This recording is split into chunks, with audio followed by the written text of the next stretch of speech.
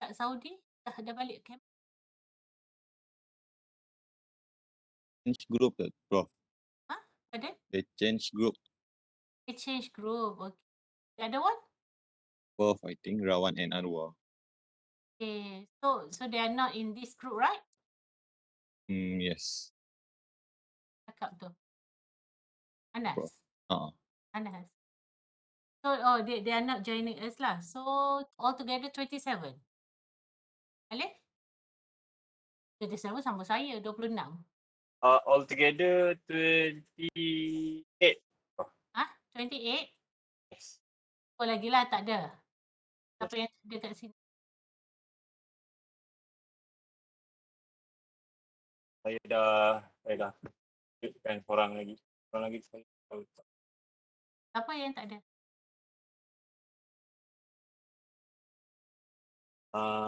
Dia dah ambil masuk Alif Syafiq, seorang lagi tu.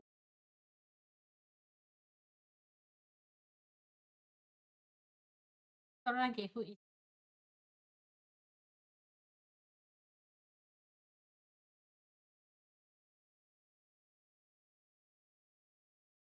Seorang lagi tidur Ada apa pagi tadi? Pagi tak ada Tadi, yes, klinik je. Ada exam pagi tadi. Clinic and Ward. Clinic award patut. Adalah free lah, tak busy sangat. So kita ada exam. Ada kita orang ada ML exam. So, a bit rushing. So mana patutnya ada lah ni, tidur ke pergi kejut dia Siapa yang tak ada tu Alif? Tadi saya dah terkejut seorang. Lagi seorang saya tak sure, mungkin Siapa seorang lagi? perempuan kot. Perempuan Siapa perempuan? Siapa kawan you yang tak ada? Anissa? Tak pasti Prof. Jap. You all tak kenal? Kenal ke? Kenal kan? Tak ni pergi kejut-kejut siapa yang duduk roommate tu kejut. Okay, so sebabnya you jarang jumpa kes. So kalau jumpa kes, masuk soalan dalam exam, kita nak jawab. Nak masuk S2 ke apa. Okay, dah lah tak ingat. Okay, so sekarang ni kita ada 4 presenter. Ni basic. Lepas tu kita ada CBD on this same topic, tapi kita akan tengok macam mana case tu presented.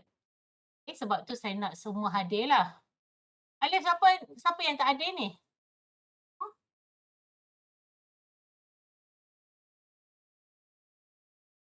Alif? Oh, Alif. Nama apa? Hana? Roommate siapa tak? Okay. Sebab tu saya tak record lecture saya. Saya tak suka record lecture saya. Sebabnya kena hadir lah. Kan?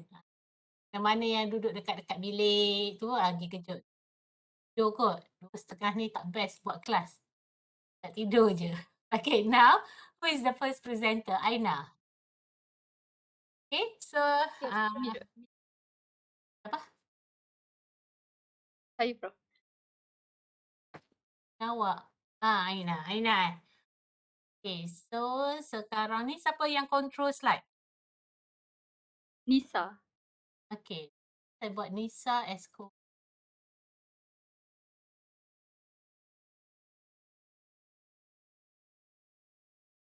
Okay, saya buat Nisa co-host tapi tak boleh record. So that siapa yang nak faham pasal kelas kena hadir kelas. Okay. Okay, now Aina, goes to you. Assalamualaikum. Prof. So today we are going to present regarding neurocognitive disorder.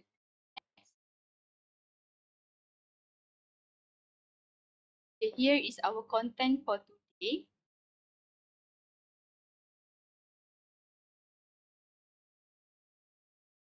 Before that, I would like to Aina, content for today. Today tu siapa first presenter present apa yang tadi? So, kita akan belajar few diseases bukan satu, memang dia bawah DSM-5 criteria Neurocognitive Disorder NCDs.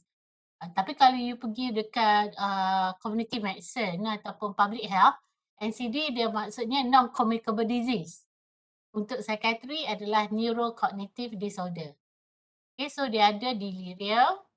Lepas tu dia ada few other disorders. Cumanya untuk for the sake of today's presentation, kita just akan discuss benda yang common. Yang lain tu ada banyak list dia. Dan kita akan go pada management lah. I hope the one that diorang letak 01, 02 tu adalah based on presenter, right? So presenter 1 akan cerita pasal delirium, presenter 2 akan cerita pasal this disorder, presenter 3 akan present this disorder, and 4 discuss more on management. Okay, next. Yeah. First, I would like to briefly explain regarding the cognitive as NCD. It is defined as disruption in one or more of the cognitions and are frequently complicated by behaviors. Cognitive domain includes complex attention, executive function, learning and memory, language, perceptual motor, and social function. For this domain, I will explain more. The neurocognitive disorder, it consists of medium and major of mild and severe. Regarding the neurocognitive, first, let's start with the complex attention. For the complex attention, it is about sustained, divided, selective attention and processing speed.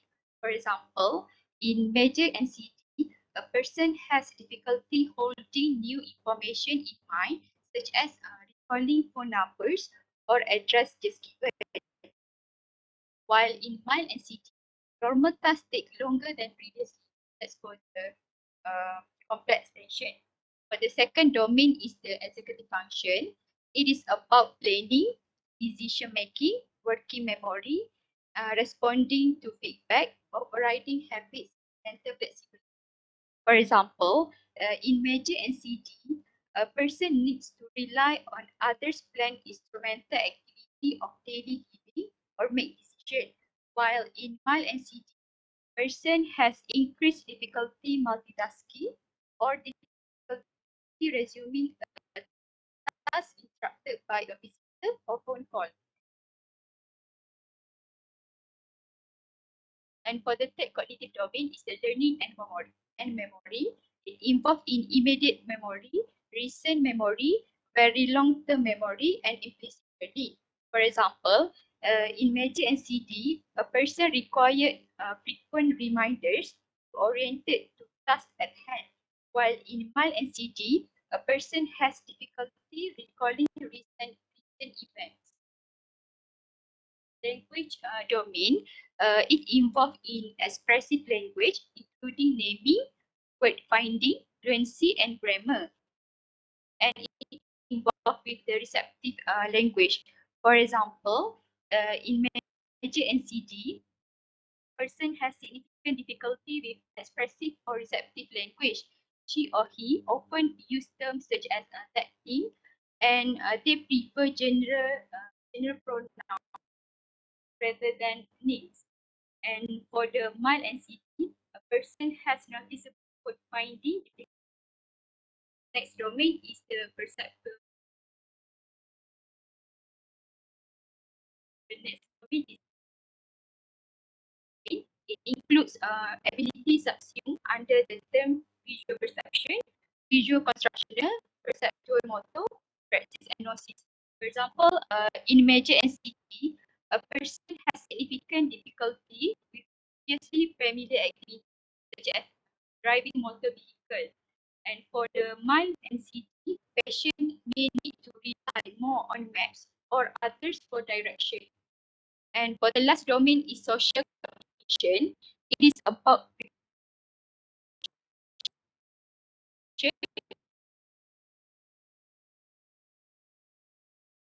and for the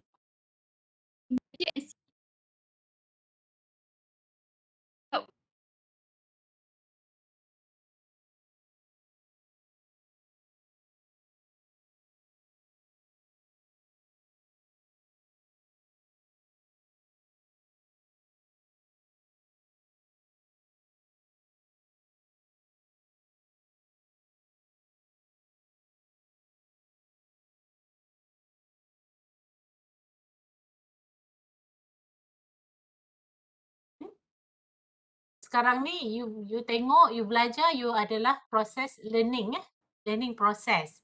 Learning the learning, memory and learning, attention, complex attention.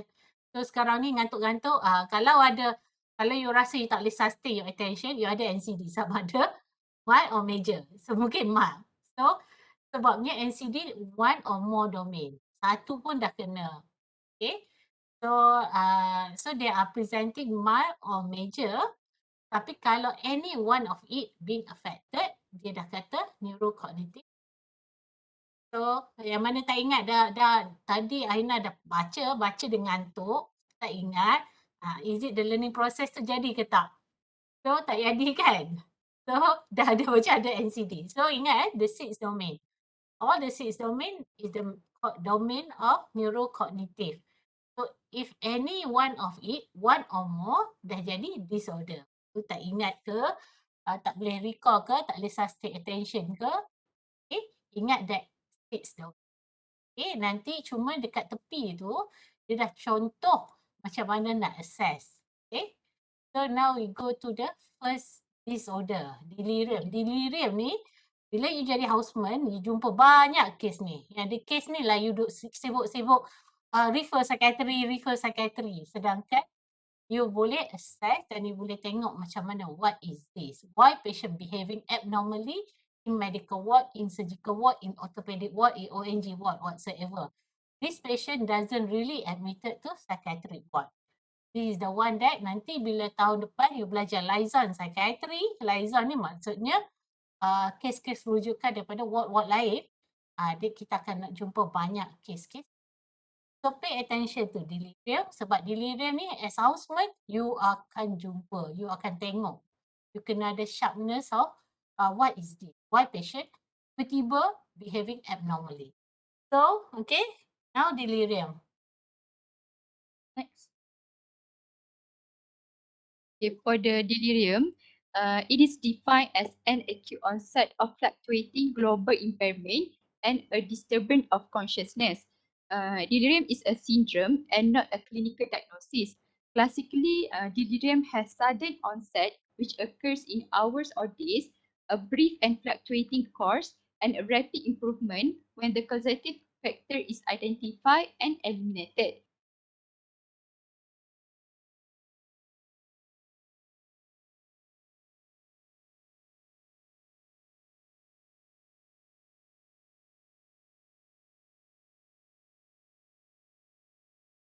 Delirium is a common disorder with most incidence and prevalence rate reported in elderly adults. The table below shows that delirium incidence and prevalence in multiple settings. Next. So for the etiology, there are a lot of causes that can cause delirium. For the first one is CNS disorder, which is the major causes of delirium. It can be due to seizure, migraine, head trauma, brain tumor, arrhythmic hemorrhage, and etc. And then it also can be due to metabolic disorder, which is electrolyte imbalance and diabetic. Either it can be hypoglycemic or hyperglycemia. The third one is due to system illness. It can be due to infection, trauma, change in fluid status, nutritional deficiency, burns, and uncontrolled pain. The next is medication. It can be due to the pain medication, for example, morphine, antibiotic, steroid, anesthesia, and antihypertensive drugs. And then next is the over-the-counter preparation. It can be herbal, tea, or nutritional supplements. And also it can be due to the cardiac problem such as cardiac failure, arrhythmia, myocardial infarction, cardiac assist device, and cardiac surgery. Next. Then delirium also can be due to the pulmonary, which is such as COPD, hypoxia, and NCD. It also can be due to endocrine, as thyroid or parathyroid abnormality, and also hematologic problem such as anemia, leukemia, and stem cell transplant. And it also can be due to renal, hepatic problem, neoplasm, drug abuse, and toxic. That's for the etiology of delirium. Next. Banyak sangat ingat ke tak? Ada mnemonic tak? Tak jumpa pula Prof. Ada mnemonic dia. I wash death. Okay. Mnemonic for delirium, the etiology or the causes for delirium adalah I wash death. Okay. So, ke pun you dah jumpa mnemonic I wash death. What is I wash I wash death? Sebab dia untuk delirium. So dia akan summary-kan apa yang Aina cerita tadi, infection, okay, withdrawal from substance. Okay, I wash death. Okay, so boleh cari I wash death. That is mnemonic yang untuk ingat. Sebabnya kenapa? Sebab kalau delirium ni tak di-treat awal, so dia akan lead to death lah. So, infectious, any sepsis, kan biasa you pergi medical ward, you jumpa patient kata, oh delirious lah, dia delirious. Okay, so then revert balik the infection. Treatment dia adalah revert balik, know the underlying causes, revert balik the underlying causes. Tu yang jadi, I wash death, acute metabolic. Tadi you cerita pasal acidosis, okay, hepatic renal failure, hepatic failure, all that thing. So diabetic ketoacidosis, so acute metabolic. Okay. Eye infection, withdrawal from substance, macam contoh dalam delirium tremens. Maksudnya you ambil alkohol banyak-banyak, tiba-tiba you stop. So dapat delirium. Nah, seorang kat Sarawak lepas gawai ke apa, you akan jumpa banyak kes-kes ni di casualty. Masa tu you tak jadi psychiatrist pun. You kena deal benda ni masa you jadi houseman, masa you jadi MO. Okay. So ataupun di pantai barat. Okay. Bila perayaan all that thing, they binge drinking. Lepas tu you develop delirium tremens. Ataupun withdrawal from anything, sedative or whatsoever. I, infection. W, withdrawal for whatever, alcohol terutamanya. Lepas tu A, acute metabolic. Okay, W-A-T. T adalah trauma. Ada head injury, burns. Okay, burns. Kat burns banyak jumpa delirious. W-A-A-T-C. C kan? CNS disorder. Tadi you cerita tadi. Any seizure, tumor, okay, hemorrhage, okay, CNS disorder. H, hypoxia. Anything to do with acute hypoxia, lung disease, COPD, okay, yang you pin puffer, blue blotter yang you belajar kan. So hypoxia dah wash kan.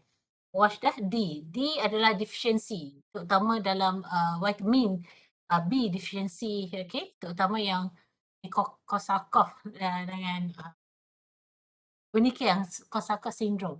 Okay, you dah belajar kan dalam neurology, Wernicke and Korsakoff. Satu yang acute, satu yang chronic. Belajar Wernicke and Korsakoff. Tak belajar, you research balik. Okay, so deficiency. E, environmental. Environmental ni maksudnya hypothermia, okay. So hypothermia ataupun endocrinopathy, diabetic whatsoever. A, acute vascular macam hypertensive emergency, hemorrhage, hemorrhage. E tu toxin. Toxin atau drug, tadi cerita banyak drug over the counter. Elderly suka sangat beli pil tidur. Okay, dia beli benzodiazepine ataupun GP prescribe some to induce delirium. Okay, H adalah heavy metal ataupun macam lead atau mercury, toxin. Okay, so I wash that. So there is causes for delirium. So bila causes for delirium, kita biasanya nanti lepas ni Aina akan present how to manage. Sebabnya management dia adalah revert the underlying causes. Sebab tu you kena tahu what cause patient to be delirium. Tapi sebelum tu you kena tahulah macam mana kita kata benda ni delirium. So according to the SM5 yang Aina akan present. Okay, Aina present. Okay, for the diagnostic criteria for delirium, there's a few criteria based on DSM-5. For the criteria A, it is a disturbance in attention that is reduced ability to direct, focus, sustain, and shift attention, and awareness, which is reduced orientation to the environment. For the criteria B, the disturbance develop over a short period of time, usually in hours to a few days, represent a change from baseline attention and awareness and tends to fluctuate in severity during the course of a day. For the criteria C, an additional disturbance in cognition, for example, memory deficit, disorientation, language, visual spatial ability, or perception. For the criteria D, the disturbance in criteria A and C are not better explained by another pre-existing, established, or evolving neurocognitive disorder and do not occur in the context of a severely reduced level of arousal, such as coma. For the last criteria, there is evidence from the history, physical examination, or laboratory findings that the disturbance is a direct physiological consequence of another medical condition, substance intoxication or withdrawal, or that is due to drug of abuse or to a medication or exposure to a toxin or is due to multiple etiologies. That's for the criteria to diagnose delirium. Susah Next. kan? Susah kan nak ingat kan? Ni saya bagi awak petua nak ingat. Pertama, awak ingat attention dia akan problem. Lepas tu dia akan disturb of awareness. Maksudnya siapa-siapa yang attention divided tapi attention the problem. Dia tak boleh nak focus attention and also fluctuating in nature. So dia kalau yang lain, kalau psychiatric disorder, dia akan aware. Cuma dia dalam psychotic. Yang ni dia tak aware, reduce orientation to environment. Dia tak tahu diri dia kat mana. So ingat kriteria A, disturbance in attention and awareness, and then it develop acutely over short of time and tend to fluctuating. Dia fluctuating. Okay? Dia dalam masa yang sekejap dan dia fluctuate. Kadang-kadang pagi dia okey, petang dia tak okey. Kadang-kadang petang dia tak okey, usually dia fluctuate towards the afternoon, the evening. Okay? So, ingat dia punya attention and consciousness atau awareness, altered consciousness. Lepas tu dia acute and fluctuating. And then dia ada other cognitive impairment sebab tu dia letak bawah NCD. Okay? Sebab tu suruh ingat 6 domain tadi. Ada cognitive impairment lah. Okay? So yang D dengan E tu exclusion criteria. Tak payahlah ingat sangat. Hafal ni buat berat RAM kita je. Okay, cumanya nak cakap D tu bukan disebabkan benda lain. E tu dah ada evidence daripada history all that thing. Pasal I watch. Senang kan? Okay, kalau hafal benda ni confirm you tak ingat. Sebabnya banyak nak hafal dah yang lain. Kan? Okay, next slide.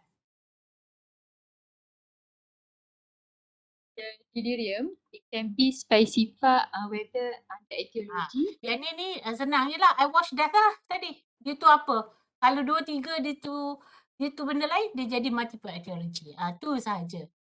Kalau you dah hafal I watch death tadi, senang. Kalau tadi dia ada withdrawal for substance ataupun substance intoxication. Okay? So medication induced. Yang ni yang etiology. Tak payah hafal yang ni. Nanti berat je you punya RAM, nanti tak ingat yang lain.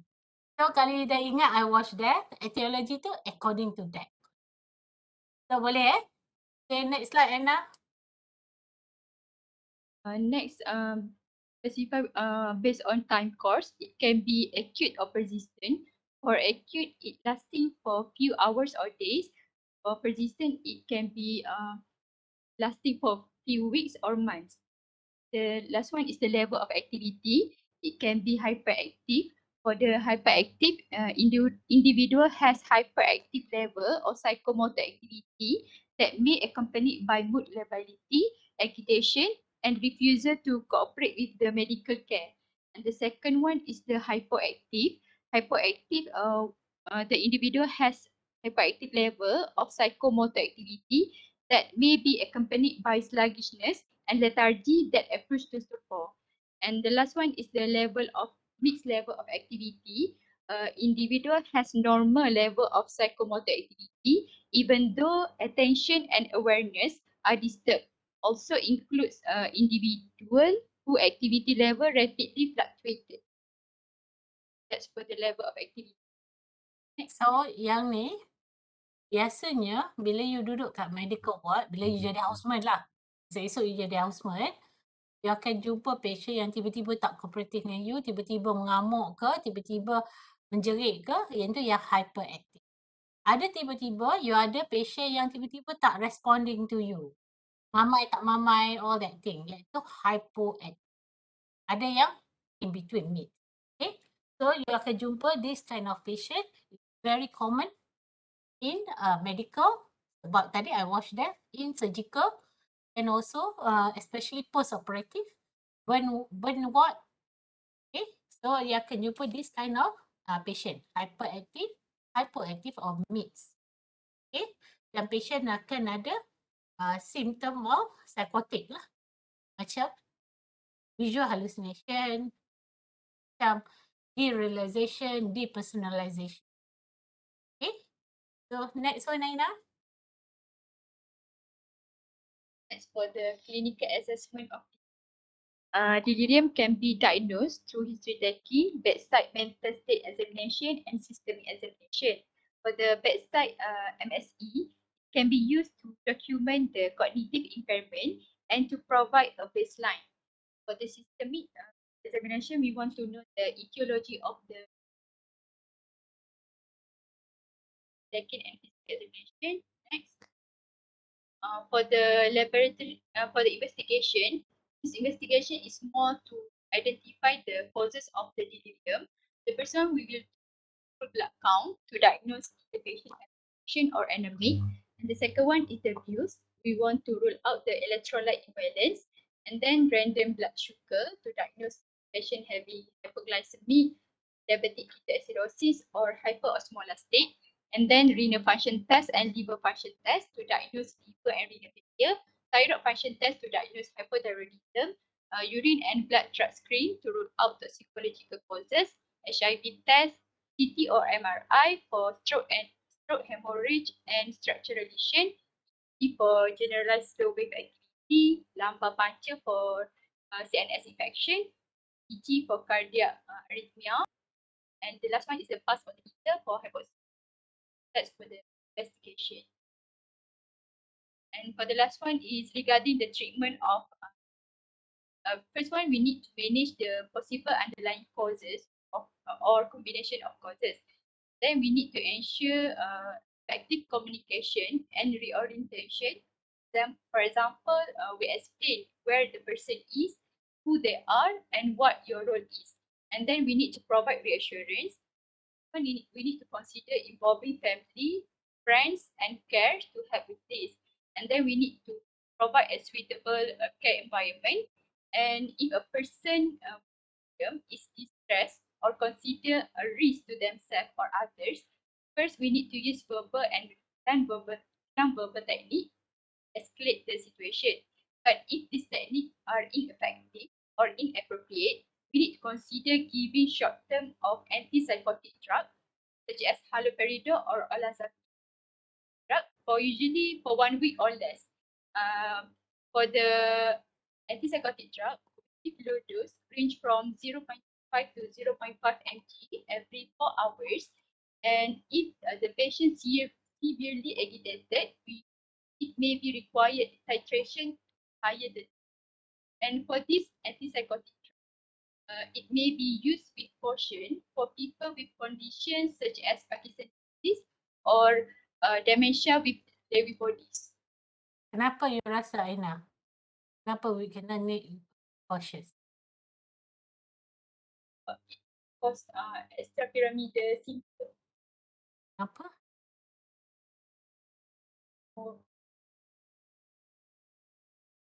Parkinson disease, review sikit. Alif. Parkinson disease caused by what? Alif Farhad. Ada 2 Alif tadi.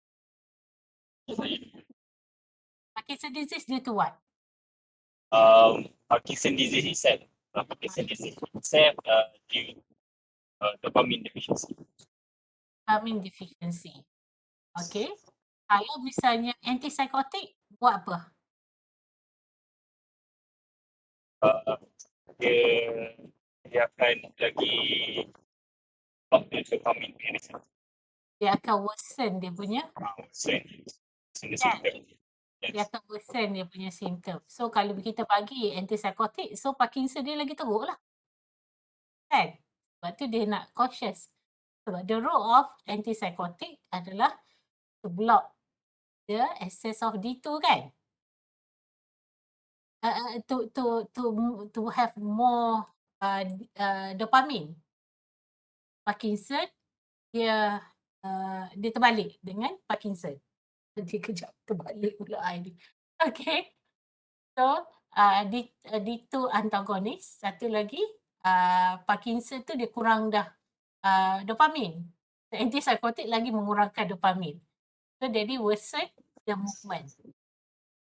Dia kata with cautious.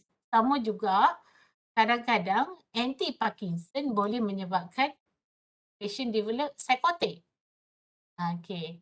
So nanti kenapa kita akan touch dengan Lewy body, lepas ni saya suruh sahabat third presenter akan tengok differences, yang akan tengok differences and similarity of this. Kenapa dua ni macam nak sama tapi tak sama.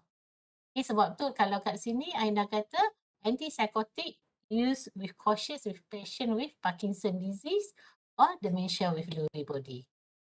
Okay? Okay, next. So probably I will pass to the next presenter. Cuma yang kat sini, bila delirium tu kita akan guna very low dose antipsychotic. Kadang-kadang bila you all jadi houseman, you all ni memang catastrophic reaction sikit bila tengok patient menjerit. So you nak bagi regular, sedangkan regular lagi dangerous to patient. So the main aim of treatment adalah revert back the underlying condition. Antipsychotic ni supportive sahaja. Kita nak support sahaja so that dia boleh while the blood parameter to revert to normal, kita akan bagi untuk calm the patient down. Okay, now siapa? Nisa. Bukan lagi. Okay. Okay, Assalamualaikum and good afternoon. So I'll proceed with mild and major neurocognitive disorder. Okay, so mild neurocognitive disorder, or more commonly known as mild cognitive impairment, is defined as the impaired cognition in one or more domains, but to a lesser degree than in dementia. So there may be mild impairments in the more complex aspects of daily functioning, or individual may need to rely on more compensatory strategies. However, there's no significant impairment on activities of daily living. In mild NCD, there's just a modest significant impairment. So because the pathophysiological process of the neurodegenerative dementia begins years before there's evidence of cognitive or functional impairment, so this mild NCD may represent a prodromal state of dementia. So however, not all individuals with mild cognitive impairment will go on to develop dementia. They may or may not develop dementia later on. So it's just a brief explanation, guys. Sebenarnya gini, mild cognitive impairment, MCI, dia macam anything that affected cognitive domain, tapi dia tak sampai to the degree that menyebabkan dia impair so that people tak perasan sangat dia ada. Okay? So that is MCI. Cumanya that kalau you baca jurnal banyak cerita pasal MCI, mild cognitive impairment. Dan tak semua orang mild cognitive impairment akan develop dementia. Cumanya dalam DSM-5, dia guna perkataan mild neurocognitive disorder. Okay? Mild neurocognitive disorder, kalau kita tengok neurocognitive disorder ni dia disorder dah. MCI bukan disorder. Itu perbezaan dia. Faham tak? Kenapa dia guna perkataan disorder ni? Sebab dia nak claim insurans lah sebab American ni dia punya health system dia based on insurance. Kalau orang tu ada MCI, contohnya gini, orang tu ada stroke, stroke, tapi dia tak nyanyuk, tapi dia ada impairment in term of language, kan, slurred speech. So, tapi dia tak ada kata dapat major NCD or dementia. So, dia tak boleh claim sebab dia bukan dalam kategori disorder. Jadi, bila macam tu, American Psychiatric Association yang buat DSM punya diagnostic criteria decide untuk letak dia bawah disorder. Itu yang jadi my cognitive disorder. Faham tak? Okay, itu perbezaan dia. Sebenarnya konsep dia sama tapi tak sama in that sense. So kalau kita guna MCI, my cognitive impairment, dia bukan satu disorder. Tapi bila guna my neurocognitive disorder, dia dah disorder. Maksudnya dia jadi satu penyakit. So that's why dia tukar bila orang tu nak claim insurans, bila doktor tulis MCI, orang tu tak boleh nak kata dia disorder lah. Dia just impairment. Okay, so bila dia letak disorder, so it is become a disease. So bila it become a disease, so dia boleh nak treat all that thing. So banyak diagnostic criteria by the DSM-5 ni be influenced by Big Pharma, which is a pharmaceutical company. So nanti the slide yang dalam slide warna kuning tu, dia tulis yang you kata perubahan daripada DSM untuk semua pengetahuan semua. Itu saya ada bagi tahu semua group of student. DSM ni Diagnostic Statistical Manual of Classification of Mental Disorder ni dibuat oleh APA, American Psychiatric Association. So dia sentiasa berubah. Sekarang version 5. Sebelum ni dalam version 4 dia guna perkataan dementia, delirium, amnestic and other disorder. Okay, so dia ada perkataan dementia. Dalam ICD-10, which is another classification, memang dia guna perkataan dementia. So dalam buku-buku you akan jumpa perkataan dementia. Cuma bila DSM-5 dia tukar jadi NCD-10, dia maintain perkataan dementia sebagai dalam dia punya karangan sahaja, tapi dia tak guna dalam dia punya disorders. Okay, itu sahaja beza dia. So based on single criteria using several bla bla bla. Yang ni yang macam mana dia berubah. Dia berubah diagnosis jadi DSM-5. Itu yang tadi saya dah cerita pasal MCI. MCI dia argue kenapa dia nak guna perkataan my cognitive disorder sebab dia kata dia not only for elderly tapi contohnya kalau post TBI ataupun traumatic brain injury, post accident, orang tu ada disorder, ada tak boleh nak cakap, masalah in complex attention, masalah in memory. Biasanya masalah in memory dia letak perkataan dementia. So tu yang dia jadi MCI. Okay, boleh ya? Ini just konsep yang berbeza disebabkan oleh diagnostic criteria dan juga sebab Amerika rasa dia tu hebat. Saja. So next one, Izzah. Next slide. Okay, based on DSM-5 diagnostic criteria for mild neurocognitive disorder, criteria E is the evidence of modest cognitive decline from previous level of performance in one or more cognitive domains based on the consent of the individual, a knowledgeable informant such as a family member, or the clinician that there has been a mild decline in cognitive function. And number two, there's a modest impairment in cognitive performance, preferably documented by standardized neuropsychological testing, or in its absence, another quantified clinical assessment, such as mini-mental state examination or MOCA. And then for criteria B, the cognitive deficits do not interfere with the capacity for independence in everyday activities. Complex instrument activities of daily living, such as paying bills or managing medications, are preserved, but greater effort, compensatory strategies, or accommodation may be required. Okay, so for criteria C, the cognitive deficits do not occur exclusively in the context of delirium. And criteria D, the cognitive deficits are not better explained by another mental disorder, such as in major depressive disorder and also schizophrenia.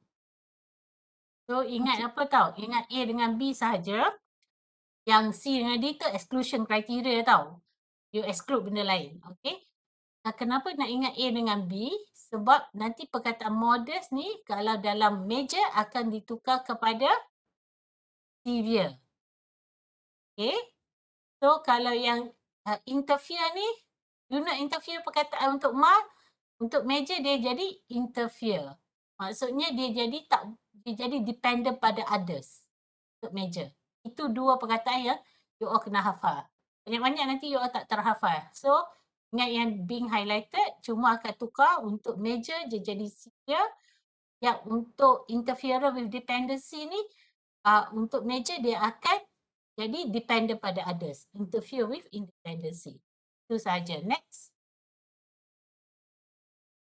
Okay, next is we have to specify whether the mild neurocognitive disorder due to the Alzheimer's disease, frontotemporal lobar degeneration, Lewy body disease, vascular disease, traumatic brain injury, substance medication use, HIV infection, prion disease, Parkinson disease, Huntington disease, another medical condition, multiple etiologies, and also unspecified.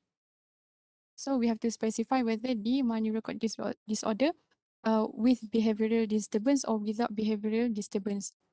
And Okay, specify sekarang ni saya nak cakap yang tak ada panjang ni kan, dia punya disorder. Dalam meja pun sama, dia akan repeat je benda yang sama.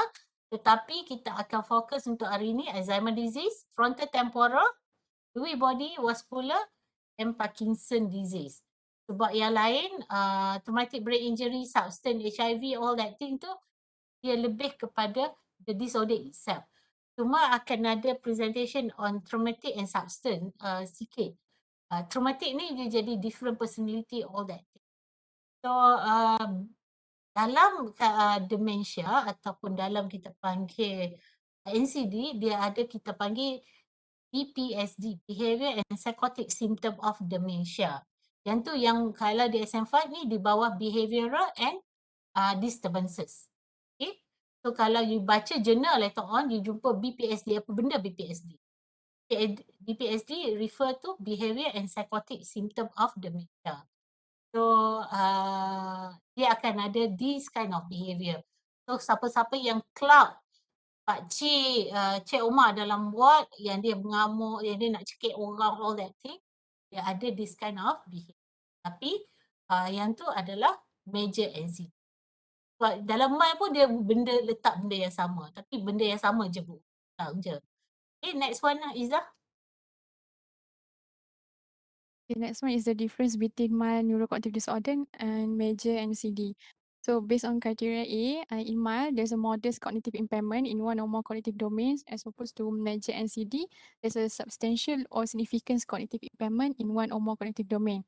For criteria B, there's no interference with the independence in everyday activities in mild neurocognitive disorder. In major, there's interference with independence in everyday activities. Okay, next. Okay, for major NCD, it refers to a disease process marked by the progressive cognitive impairment in clear consciousness, and it doesn't refer to low intellectual functioning or mental retardation because these are the developmental and static conditions. And also the cognitive impairment in major NCD represent a decline from a previous level of functioning, and it involves multiple cognitive domains cause significant impairment in social and also occupational functioning. A major NCD can be progressive or static, permanent or reversible.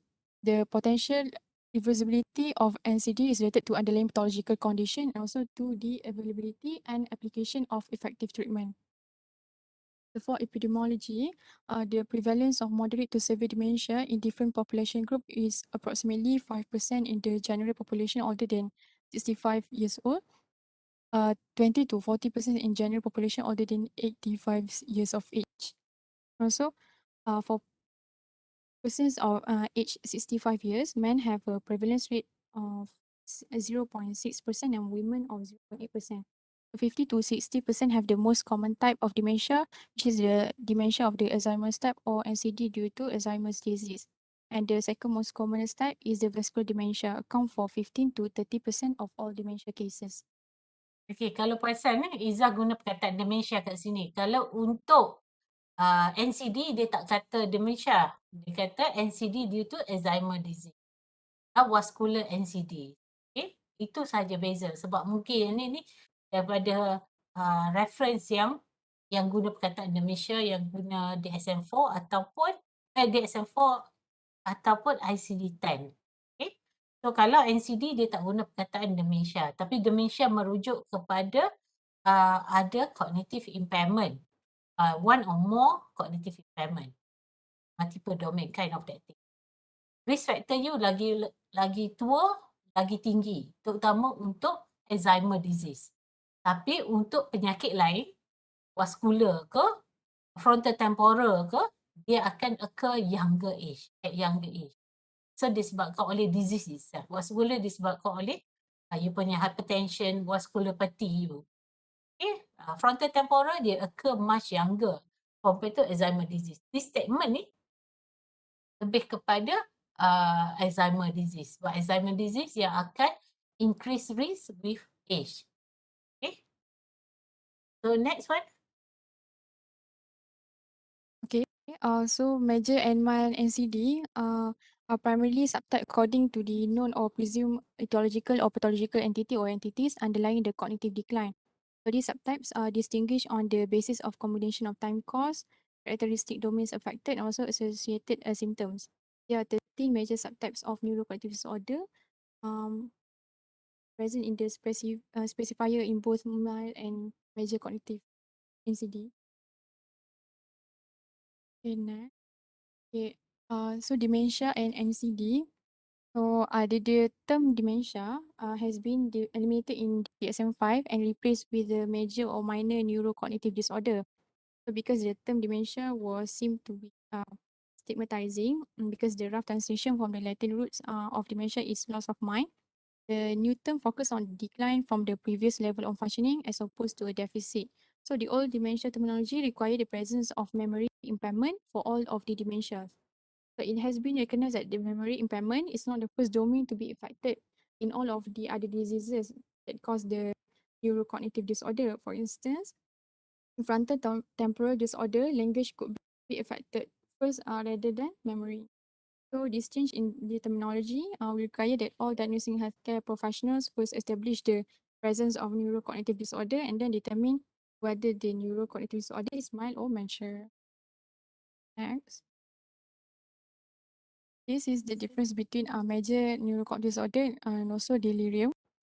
Based on the onset, major NCD has slow onset compared to delirium, which is very rapid, and duration for major NCD is from months to years, whereas in delirium, from hours to weeks. Cognition is really preserved in major NCD, while delirium will be fractured. Memory, NCD quite remote, but immediate memory. Whereas in delirium, there's quite recent and immediate memory. For speech, NCD they find difficulty in word finding. So in delirium, there's incoherence. So also for sleep-wake cycle in major NCD or fragmented sleep, whereas in delirium there's a sleep during the day, during the night. So for awareness, there's unchanged awareness in major NCD, but reduced awareness in delirium. For alertness, usually normal in major NCD, but in delirium there will be hypervigilant or reduced vigilant. Okay, for reversibility, usually major NCD, majority not reversible, but delirium often reversible to the premorbid state. Okay, for diagnostic criteria of major NCD based on DSM-5, for criteria A, there's evidence of Izzah tak significant payah cognitive you decline. repeat. Izzah orang lain dah ngantuk baca dengar you repeat. Tadi kita dah discuss kan. So dia orang boleh baca, saya rasa dia orang masih lagi you boleh masih lagi literate kan, boleh baca sendiri sebab kita dah terangkan perbezaan mild and major, and then this is the major, focus A and B.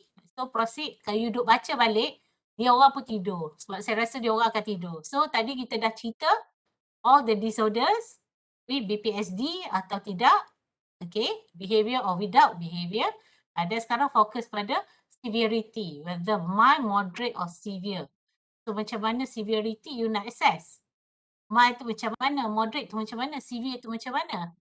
So macam mana kita kata dia ada major NCD, mild severity. Jangan tertukar dengan mild NCD. Faham? Faham ke semua? Kalau saya biarkan Izzah, dia akan baca balik semua, you all pengantuk, you all pun tidur. Altered consciousness, sama ada you delirium or you ada NCD.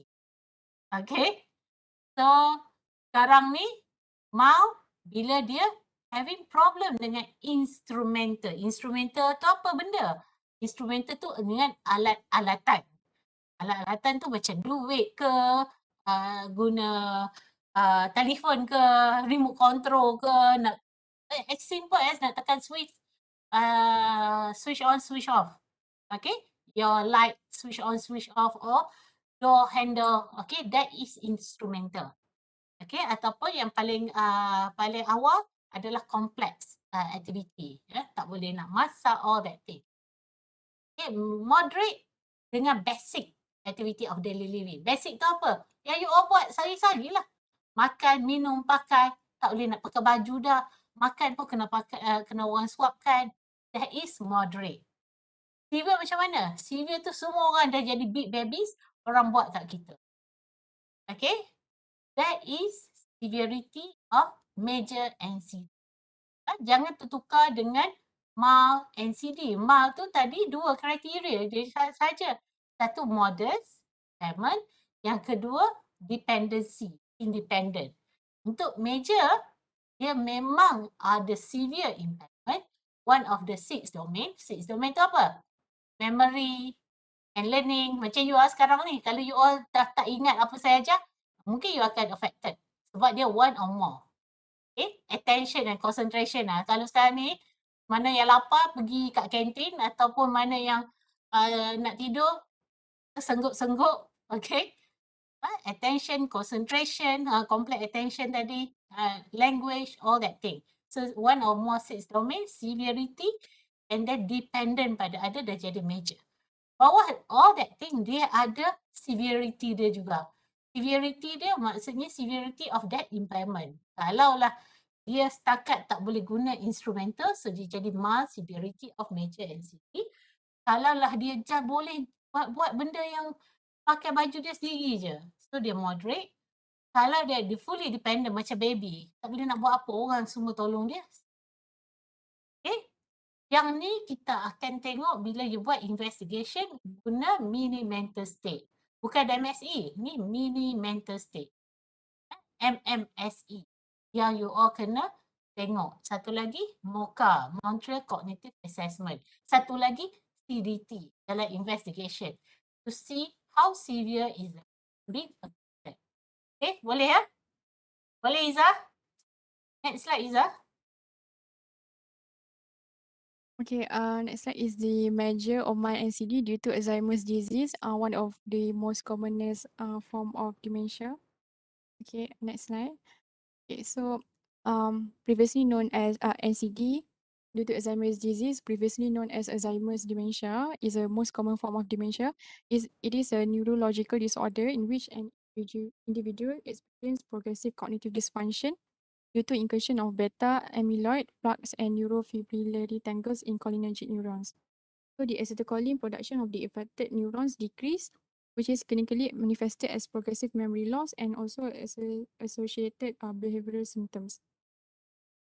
So the prevalence of NCD due to Alzheimer is about approximately 7% between age 65 and 74, 53% between age 75 and 84, and 40% are more than 85 years old. So the percentage of dementia attributable to the Alzheimer's disease range from about 60 to over 90%.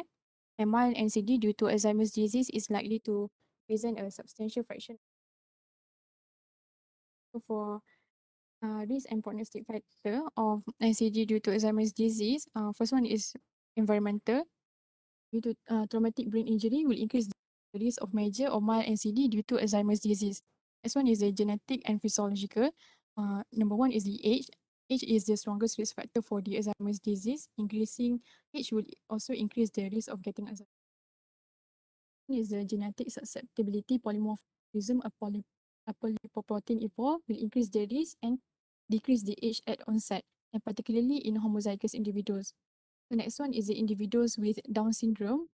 They may develop Alzheimer's disease if they survive to midlife. So, fourth one is a multiple vascular risk factor, which influence the risk of Alzheimer's disease and may act by raising the cerebrovascular pathology or also through direct effects on Alzheimer pathology. Okay, nak tanya, you all tahu tak apa penyebab dia orang ni jadi deterioration in cognitive function? Anybody can guess? Irfan. Irfan, jadi listener saja tak bagus tau. Cuba jadi speaker juga. Saya nak tanya, what do you think? Patient have Alzheimer. Sebab apa? What happened to the pathology of Decrease in the frontal lobe function. push? Tahu tu kita belajar betul decrease frontal lobe function. Tapi kenapa sebenarnya dia jadi macam ni?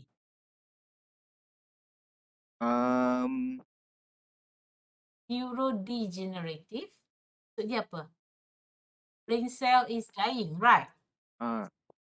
Okay, brain cell is dying.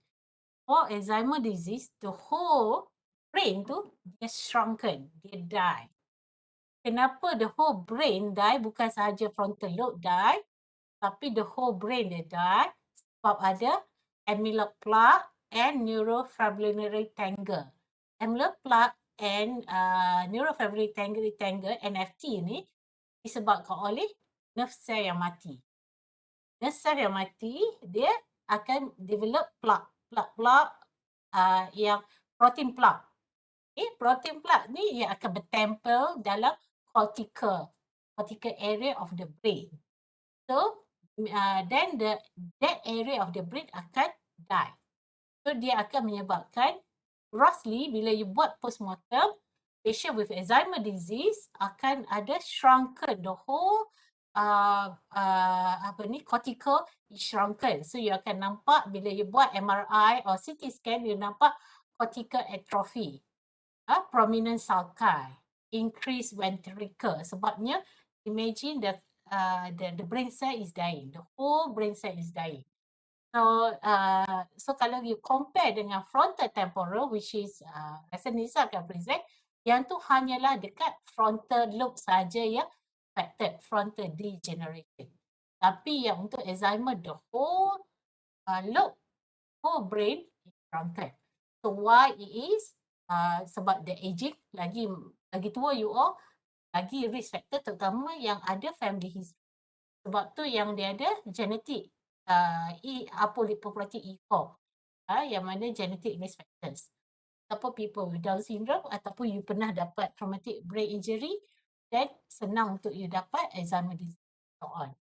Okay, ataupun multiple risk factor ni dia bawah neuroinflammatory process. Okay, kenapa? Sebab brain cell tu mati. Dying of brain cell. So neurodegenerative. Okay, next one. Zah. The next one is the Saya baca lah, diagnostic you guide. dah baca sendiri kan. Semua major all that thing, semua you boleh baca. Sebab kalau you baca je kat dia orang ni, dia orang akan tidur. Okay, next one. Saya pun nak tidur. Kalau you all nak tidur, saya rasa kalau saya nak tidur, saya rasa orang lain pun nak tidur juga. So, okay. So, you akan bezakan dengan major and dia repeat je. ASM file ni dia suka repeat. Cuma, apa saya nak highlight di sini adalah fokus pada nombor 1 dengan 2. 1, kat sini dia ada possible and probable. Apa pula perkataan possible dengan probable ni banyak. Probable kalau high degree of certainty, you lagi certain. Possible tu you tak berapa certain tapi based on history saja ada all that thing. Okay, ingat possible and probable. Cuma untuk NCD of Alzheimer disease, go back. NCD of Alzheimer disease lagi. Tak ada. Sebabnya rasa Izzah dia potong kan. Okay, next one. Next slide. Next slide. Sebab, before this. Sebab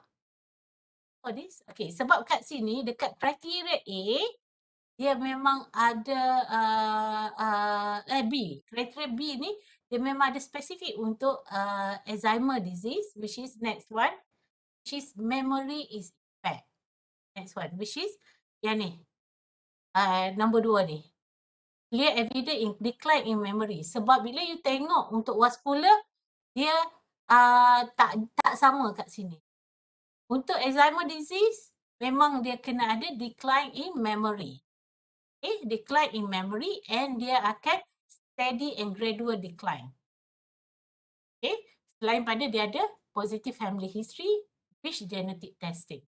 So probably dia lagi certain, possible ni ada dalam history, tetapi you tak ada, perhaps you tak ada genetic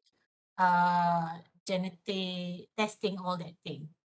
Okay, bukan salah ni, Major Omar, dia sebenarnya probable and possible dua-dua ada. Probable or possible, Major NCD. Okay, cumanya yang paling penting untuk Alzheimer disease adalah clear evidence in decline in memory and learning. Okay, sebab dia memang hilang memory and learning dulu. Okay, as compared to vascular. Vascular dia hilang executive functioning. Okay, and then dia steady, dia slowly decline. Okay, so next slide. Okay, for diagnostic marker of Alzheimer, so for early onset cases with autosomal dominant inheritance, there's a mutation in one of the known causative Alzheimer's disease genes.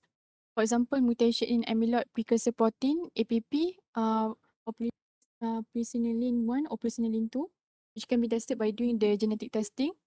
So this amyloid beta 42 deposition, since this amyloid beta 42 deposition in the brain occurs early in the pathophysiological cascade of the Alzheimer, so amyloid-based diagnostic testing such as amyloid imaging on brain PET scan and also reduced level of amyloid beta 42 in CSF may have diagnostic value. And then the histopathology, there's a cortical atrophy, amyloid predominant neuritic plaques, and tau predominant neurofibrillary tangles are hallmarks for the pathological diagnosis of Alzheimer's disease and may be confirmed via postmortem histopathological examination.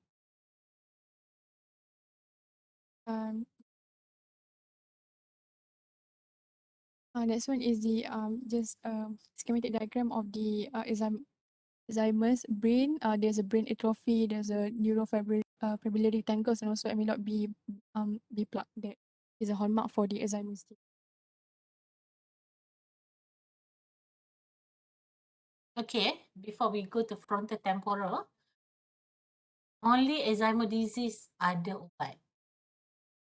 Maksudnya, ubat-ubat yang kita cipta tu work well for Alzheimer disease. Yang lain baru dapat evidence lah for vascular, from FTD, whatsoever. So nanti management akan cerita pasal cholinesterase inhibitor. So majority of medication yang kita ada hanyalah untuk Alzheimer disease. Okay. So Alzheimer disease, the most commonest causes of dementia or neurocognitive disorder, it is the one that banyak medication, tapi medication ni works well for the early stage. Stage tu dia tak berapa nak jalan sangat. So now we go to FTD ataupun kita panggil frontotemporal dementia ataupun frontotemporal NCD. Yang ni, Irfan, yang ni yang melibatkan frontal lobe and temporal lobe. Kalau kita tengok tadi Alzheimer, the whole cortical of the brain affected. Yang ni hanyalah dekat temporal and frontal. Based on that, dia punya behavior pun based on that area that affected in the brain. Okay, Nisa? Okay. So next, continue with the frontotemporal NCD. For prevalence, the common cause of early onset NCD in individual less than 65 years old, 20 to 25% cases in individual more than 65 years old, and the prevalent estimate of behavioral variant and semantic language variant are higher among males, while prevalence estimates of non-fluent language variant are higher among females. For risk and prognostic factors, family history. The first is family history, which is 40%. 10% in autosomal dominant inheritance pattern and the presence of motor neuron disease. Next is the diagnostic criteria. A, the criteria are met for major or mild neurocognitive disorder. B is the disturbance has insidious onset and gradual progression. And criteria C, either 1 or 2. So first is the behavior variant. 3 or more of the following behavioral symptoms, which are behavioral disinhibition, apathy or inertia, loss of sympathy or apathy, preservative, stereotype or compulsive or ritualistic behavior, and hyperorality and dietary changes, and the predominant decline in social cognition and or executive abilities. And for number 2, the language variant, prominent decline in language ability in the form of speech production, word finding, object naming, grammar or word comprehension. So for D, the relative sparing of learning and memory and perceptual motor function.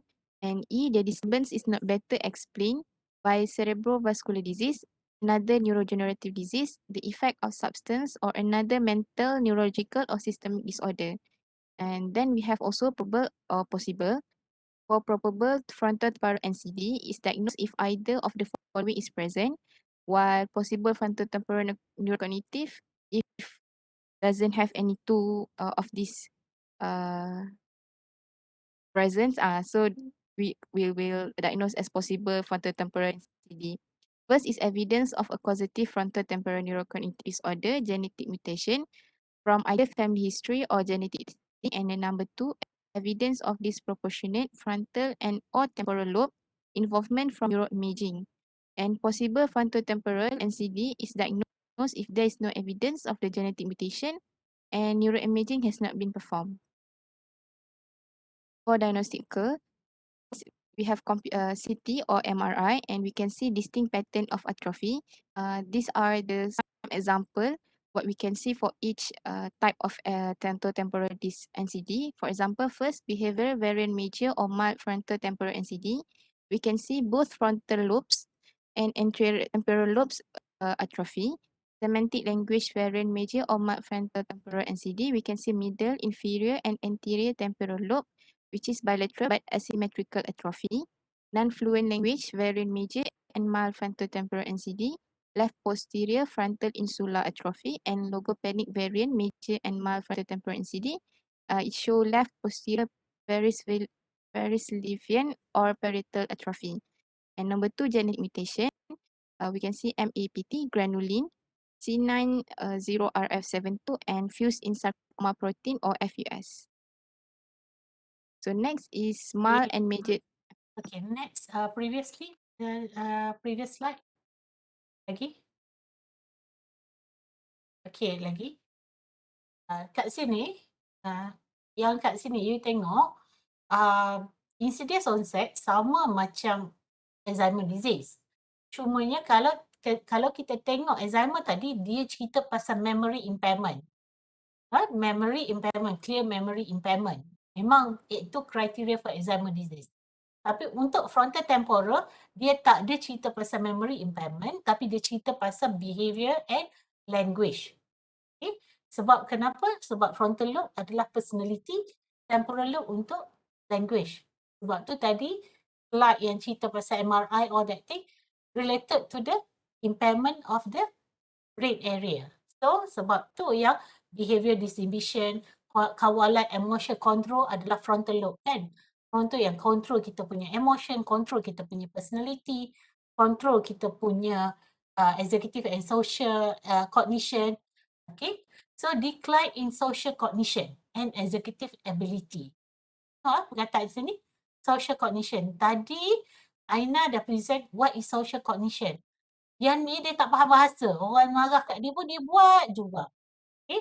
Social cognition, dia tak boleh nak baca perasaan orang, dia tak boleh baca environmental clues macam mana. Atau social clues. Orang marah. Kalau kita kan orang marah, kita senyap. Saya nampak you all serious sekarang ni. Saya sebut nama, semua kenalin kind of that thing. Tapi untuk frontotemporal, dia tak boleh baca that clue. Okay. So, problem in social cognition. And then problem dengan dia punya language. Some patient, dia ada masalah dengan mulut dia jahat sangat. Dia suka sebut benda yang buruk-buruk saja. Vulgar words, all that thing. So you go to the next slide, you nampak kat sini dia kata apa? Pair in the learning and memory and executive function, perception motor function. Pairing. Dia hanya hilang bila late stage sahaja. Awal-awal dia tak hilang. Usually this patient frontotemporal, kita kata patient ni nyanyuk pakcik, ayah anda ni sebenarnya ada dementia yang dinamakan frontotemporal. Dia kata macam mana dapat dementia? Tak nyanyuk pun. Dia tak, ingatan dia okey. Sebab this is the area dia affected. Memory dia tak affected. Memory dia akan ingat. Saya ada few patient yang mana memory dia akan jelas tetapi dia ada behavioral problem. Behaviour yang tadilah. Dia pergi mengajar walaupun dia dah pencet, dia pergi mengajar. Dia insistent nak mengajar. Tok guru mengajar dalam masjid, dia rampas mic. Dia kata tok guru tu salah bagi ceramah. So orang tu tak bagi dia pergi masjid, dia pergi juga. Dan menyebabkan jadi konflik. So dia tak faham, orang tak faham. Yang hanyalah bila dia late stage, barulah memory dia hilang. Kalau tidak dia masih ingat. Nanti dia selalu datang ke klinik saya, dia tanya saya anak berapa orang. And dia duduk preach saya pasal, sebab dia dulu cikgu agama. Pasal pendidikan Islam anak-anak, kena buat apa, all that thing. And always pakai bush jacket. Dia uniform dia pergi sekolah. Ada name tag lagi. Okay. So, tapi bila tanya memory dia is good. Tetapi behavioral dia ada masalah. Yang tu dia ada prominent on frontal lobe. Yang mana ada masalah dengan language, dia ada prominent dekat temporal lobe. Okay. So, possible dengan probable tadi, saya kata high degree of certainty. Next slide, which is very good, Nisa, yang mana based on the area, yang tu dia ada more variant dia. Itu saja nak faham pasal FTD. The treatment for FTD bukan cholinesterase inhibitor. Dia tak work very well with cholinesterase. Cholinesterase inhibitor ubat yang kita kata anti-dementia tu hanyalah sesuai untuk Alzheimer disease. Yang ni kita akan bagi SSRI sahaja sebab dia impulsivity, all that thing.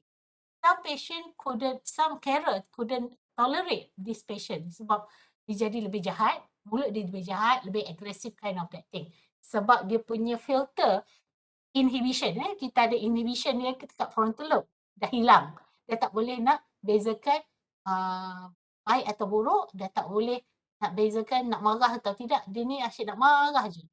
Okay, so frontotemporal NCD or frontotemporal dementia, they came in with behavioral disturbance. Okay, next slide. Next, mild and major vascular NCD. So the prevalence is the second most common cause of NCD. 0.2% cases in 65 to 70 years old and 16% in 80 years old and older. High prevalence in males than in females. For risk and prognosis feature, the environmental are affected by neuroplastic factors such as education, physical exercise, and mental activity.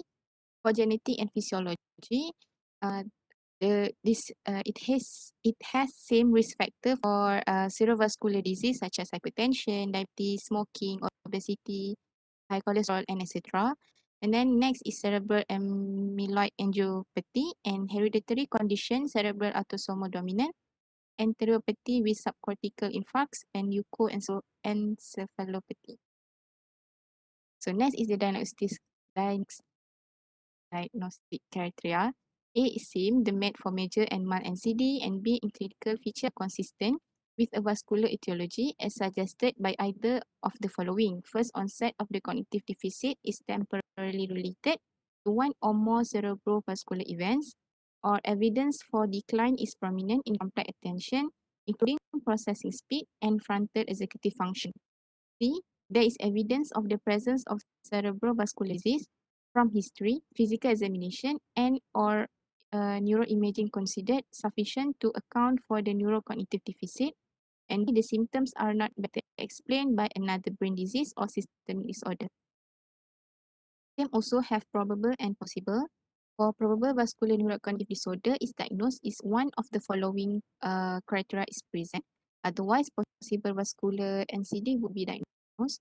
Probable vascular, the criteria was clinical criteria supported by neuroimaging evidence of significant parenchymal injury attributed to cerebrovascular disease. Second, the neurocognitive syndrome is temporarily related to one or more documented cerebrovascular events. And the third is both clinical and genetic evidence of the cerebrovascular disease is present. For possible, the diagnose if the clinical criteria are met but neuroimaging is available, and the temporal relationship of the neurocognitive syndrome with one or more cerebrovascular event is not established. For diagnostic marker, we have CT scan and MRI. It may show infarcts, lesions, or leukoariosis. And for second is the one is SPECT and PET. SPECT was single photon emission computed tomography, and PET scan positron emission tomography. It may show patchy hypoperfusion, and there's no other established biomarkers for diagnostic marker in vascular NCD. Okay, so next, is major and mild NCD with Lewy body. So for the prevalence is 0.1 to 5% in general elderly population, 1.7% to 30.5% of all dementia cases, and the ratio male to female is 1.5 to 1. The risk and prognosis factor is familial aggregation may occur, and there's no family history related as a risk factor. For diagnostic criteria, the criteria are same met for major and mild NCD, and the B is same, the disorder has an insidious onset and gradual progression. For C, the disorder meets a combination of core diagnostic features and suggestive diagnostic feature for either probable or possible neurocognitive disorder with Lewy bodies. I'll present it on the next slide. And D, the disturbance is not better explained by cerebrovascular disease, another neurodegenerative disease, the effect of a substance, or another mental, neurological, or systemic disorder. For probable major or mild NCD with Lewy body, the individual has two core features or one suggestive features with one or more core features. And for possible, the individual has only one core features or one or more suggestive features.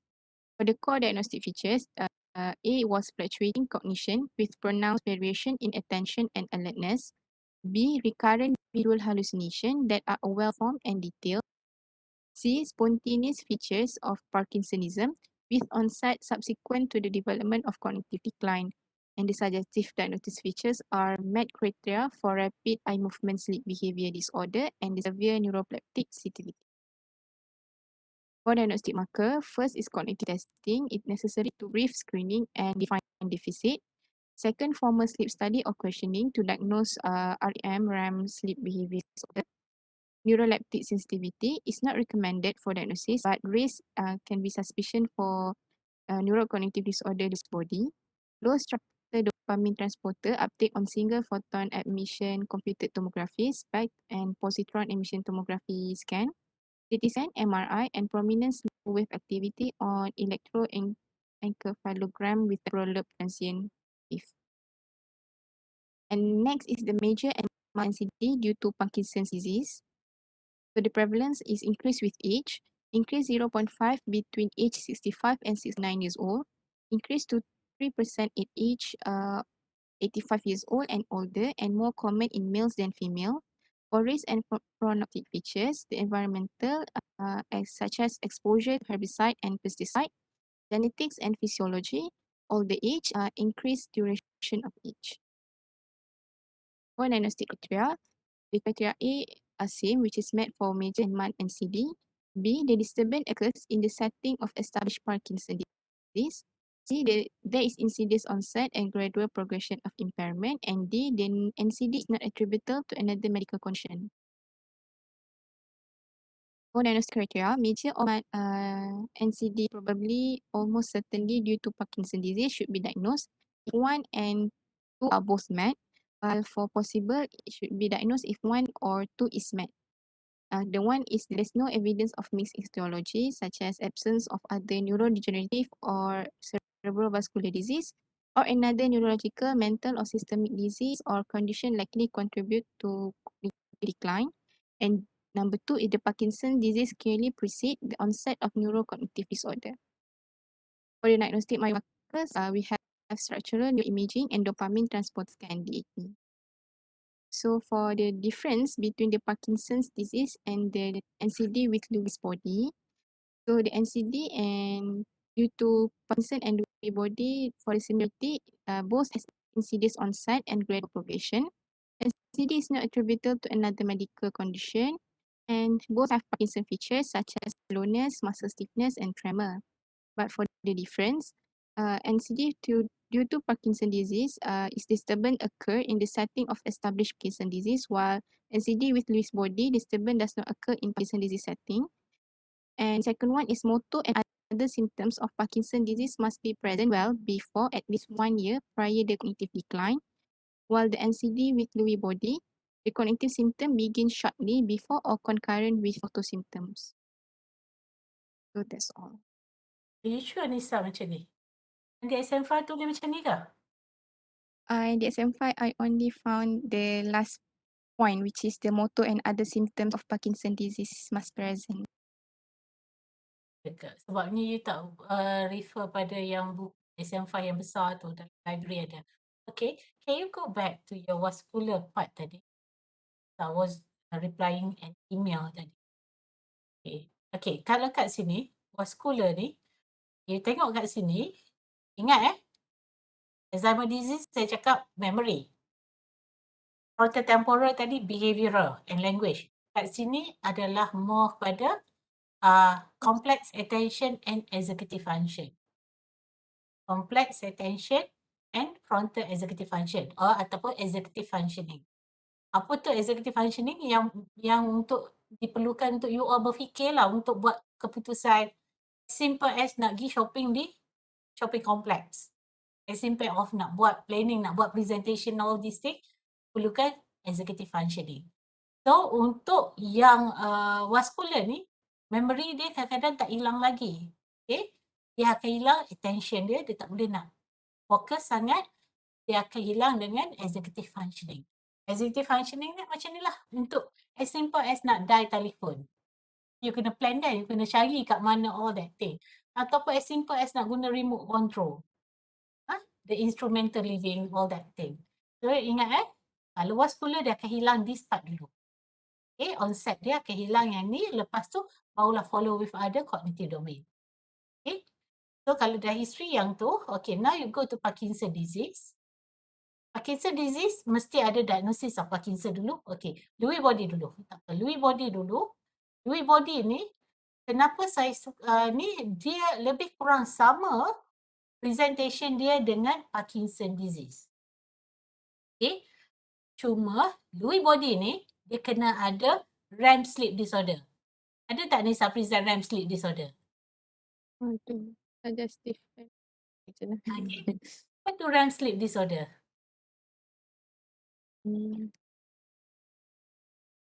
Apa tu REM sleep? Lepas ni dengan saya juga kan, sleep disorder. Seminar siapa ambil sleep disorder? Saya juga ke? Rasa macam saya. Orang lain. Alif, siapa yang lecturer ambil sleep disorder? Saya kan?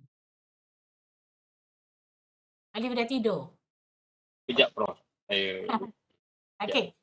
So REM sleep disorder ni kita akan belajar dalam sleep disorder. Tapi REM sleep disorder ni, apa yang berlaku? REM sleep ni adalah rapid eye movement. Dalam tidur tu, dia akan ada rapid eye movement. Sebab nanti kita akan belajar masa sleep disorder, ada non-rapid eye movement dengan rapid eye movement stage.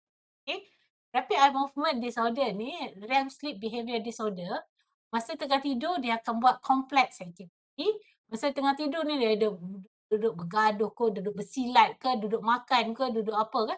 Dia buat complex activity. Usually complex activity tu dia macam seolah-olah mimpi, tapi dia sebenarnya react to mimpi dia. Dia kalau dia mimpi dia tengah bersilat, dia bersilat lah. Kalau mimpi dia tengah bergaduh dengan orang, dia pukul orang. Dan usually partner tidur dia, wife dia atau husband dia akan terkena lah. Biasanya patient relator akan bagi tahu dia buat complex activity ketika tidur. That is REM sleep behavior. So bila you tanya, dia akan you kena tanya meet criteria for rapid eye movement behavior. So you kena tahulah. You kena tahu apa tu REM sleep behavior disorder tu macam mana. So dia akan pukul-pukul orang ke sebab dia kata dia mimpi. So wife dia terpaksa kejutkan dia supaya dia sedar. Dia ada memang pukul complex activity. Ada patient yang makan complex activity. Okay, rapid eye movement behavior. So kalau kat sini dalam Lewy body dia ada this criteria dia. Another one adalah dia ada visual hallucination. Yang ni yang saya cerita itu Lilliputian hallucination. Sama juga dengan Parkinson disease. Parkinson disease pun ada. Lepas tu dia akan develop Parkinsonism later on. Dia develop dementia dulu, baru develop Parkinson disease. Okay, 1 year duration. Yang kat sini 1 year duration. Bukan Parkinson disease. Okay. Yang Parkinson disease, dia develop Parkinson dulu. Dia kena fulfill Parkinson dulu. Maksudnya dia develop movement disorder dulu. Then only dia develop dementia. Iaitu Parkinson disease. Lewy body, dia develop dementia dulu. Dia tak ingat dulu. Dia ada all that thing, conscious, all this thing. And later on, dia develop Parkinsonism. Okay. Faham yang Lewy body? Okay. Lewy body ni, kenapa dia sama dengan Parkinson disease? Dia share similar psychopathology. Alpha cyclonuclein. Okay. Dekat white metal lesion. Dekat deep white metal lesion, dia share something yang sama. Alpha cyclonuclein. Sebab tu behavioral dia sama dengan Parkinson disease. Cuma beza dia adalah the onset of Parkinson. Parkinson disease, bila Parkinson dulu barulah cognitive impairment ataupun memory impairment. Lewy body dia develop cognitive impairment dulu barulah Parkinsonism. Usually 1 year after. Okay, next one. Next one. So, bila kalau kita tengok kat sini, management dia, dia senang dapat visual hallucination. Patient memang akan complain visual hallucination. So, here, tadi Aina kata cautious dengan Parkinson disease dan Lewy body. Sebab tadilah reason tadi. Kalau you bagi antipsychotic, lah dia punya cognitive function dan dia senang dapat extrapyramidal side effects. Memang kita bagi sangat sedikit ataupun tak bagi langsung dan kita akan rely more on non-pharmacological. I hope the fourth presenter akan cerita pasal non-pharmacological. So kadang-kadang kita tak bagi ubat pun untuk visual hallucination sebab dia akan worsen the movement. Ataupun kita bagi sangat sedikit dia. Okay, next dia. Next one. Okay. Dah habis dah kan? Okay. Dah habis. Okay, next. Okay. Now the fourth presenter, saya suruh dia cerita pasal TBI dengan HIV ke? Substance. Sangat brief. Sebab yang ni direct effect to the brain dan dia akan ada the impairment of cognitive. Itu saja. Senang, mudah. Sama juga dengan substance. Okay. Now goes to last presenter.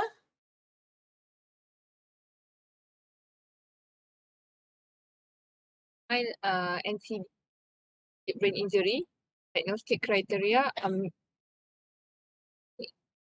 met for major or mild and B, there is evidence of a traumatic brain injury and impact to the head, other mechanisms, rapid movement within the skull, one loss of consciousness, amnesia, vision and confusion, neural decline such as neuroimmunity injury, existing anosmia and hemiplegia. The neurocognitive criteria is the and immediately after the occurrence of the traumatic brain injury or immediately after the recovery of consciousness and acute food.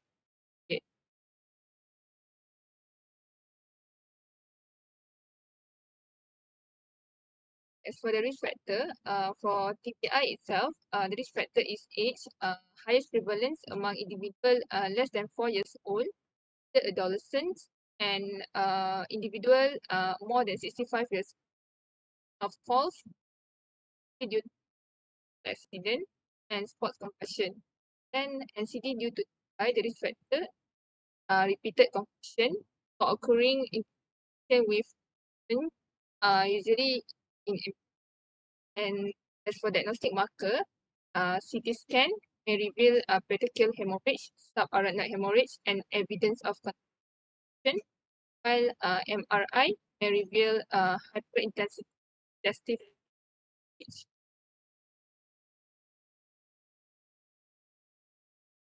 Then next one is major and mild NCD due to substance medication induced.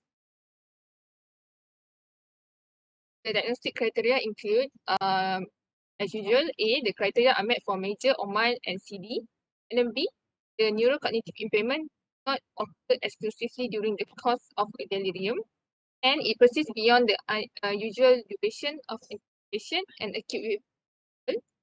And then criteria C is that the involved substance medication and duration and the extent of use are capable of producing the neurocognitive. And then D is that the temporal cause of neurocognitive deficit is consistent with the timing of substance or medication use and the abstinence. And E, the neurocognitive disorder is not attributable to another medical condition or is not better explained by another mental disorder. Risk factor, older age, longer use of substance, and persistent use past age 50 years old. Diagnostic marker, MRI, which may reveal damage to specific white matter tract, and hyperintensity digestive microhemorrhage, or larger area of infection with. And then for MRI, may reveal increase in infection such as myo in white matter injury.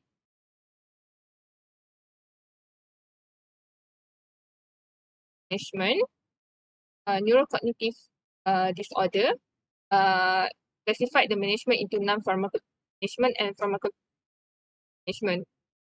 Non-pharmacological management, the aim is to enhance the quality of life.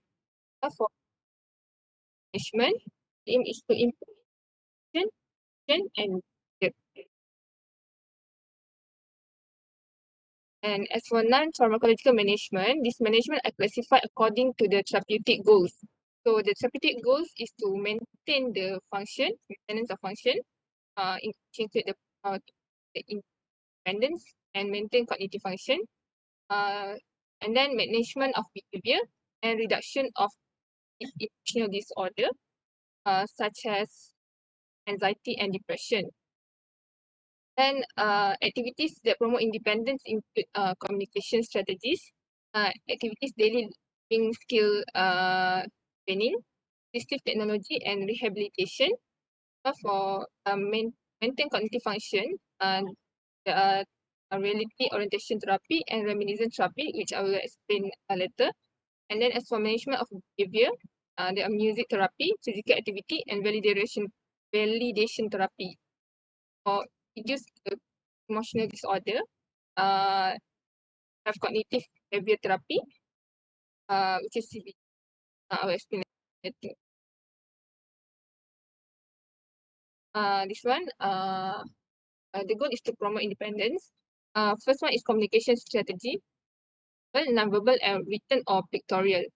Verbal, we can use simple language to match the level of comprehension of people with dementia. Non-verbal, we use and gesture, while written or real, we use memory of first image and simple statement, aid the individual, and also the quality and of communication in between caregiver and people with dementia. And then next one is ADS skill training. Next one, care tasks such as bathing, dressing, and feeding. Next one is assistive technology such as GPS. Usually with dementia, they will wander around. So we with GPS, we can detect them. And then virtual visit, a reminder system, home security and social alarm system. This one is telecare. Really, responsive alarm can detect risk by monitoring. For example, fall. If macam people with dementia ni dia fall ke apa, so dia akan alarm the caregiver. Then rehabilitation such as physiotherapy and occupational therapy.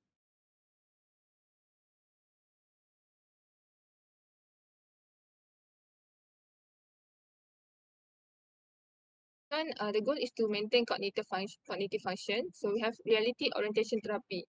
This is developed based on the belief that continually and repeatedly telling or showing certain reminder to people with mild to moderate memory loss result in an increased interaction with others and improve communication. We use props or environmental cues such as calendar, digital watch, identity tag, and family. And this can do at home. Just calendar cross date every morning to help identify date and day. Then use this watch to help in understand time and date easily. For reminiscence therapy, it involves the discussion of past activities, events, and experiences with another person or group. And it usually involves some tangible prompts such as house, and other family items, past, music, and archive.